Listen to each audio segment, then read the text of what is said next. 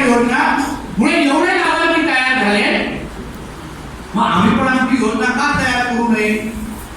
म्हणून आता आपल्या खात्याच्या माध्यमातून, मत्स्य खात्याच्या माध्यमातून प्रधानमंत्री मत्स्य संपदा योजनेच्या धर्तीवर जानेवारी 2026 ला आपण ही मुख्यमंत्री मत्स्य संपदा योजना आपल्या सगळ्यांसाठी आणतोय, हे मी तुम्हाला आवर्जून या निमित्ताने म्हणजे जे लाभ तुम्हाला प्रधानमंत्री मत्स्य संपदा योजनेच्या माध्यमातून मिळत आहे त्याच्यापेक्षाही दुप्पट लाभ तुम्हाला मुख्यमंत्री मत्स्य संपदा योजनेच्या माध्यमातून मिळतील. त्याच्यामध्ये डाळी असतील, बॉक्स असतील, सगळ्या प्रकारचे, कोणाला कोळसा बर्फाची फॅक्टरी टाकायची आहे त्याच्यात पण योजना आणि सबसिडी आपल्याला उपलब्ध आहे.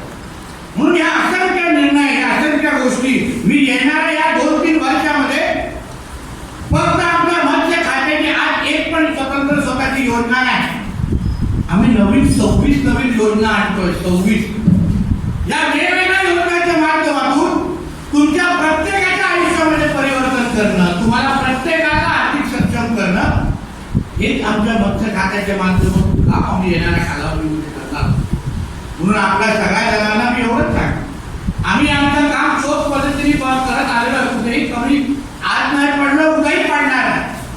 पण भारतीय जनता पक्ष म्हणून मी ज्या पक्षाचा आमदार आहे, मी ज्या पक्षाचा कोट्याचा मंत्री म्हणून इथे झालोय, तुमची ही तेवढी जबाबदारी आहे की माझ्या मागे मतदानाच्या माध्यमातून, निवडणुकीच्या माध्यमातून उभं राहा. शेवटी तुम्ही जेवढं मला प्रेम द्याल, मी तेवढं प्रेम देणं म्हणजे बांधील आहे.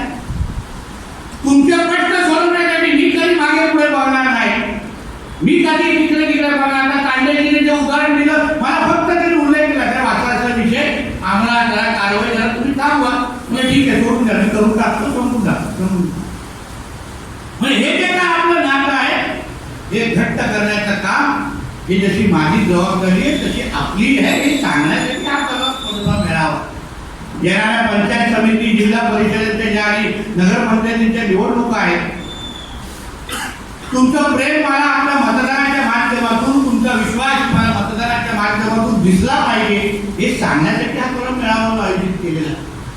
नाहीतर मी आणि माझे अधिकारी काम करतोय आणि मतदाना पेटीमध्ये काहीतरी भलतंच होतं, असं होता कामा नाही.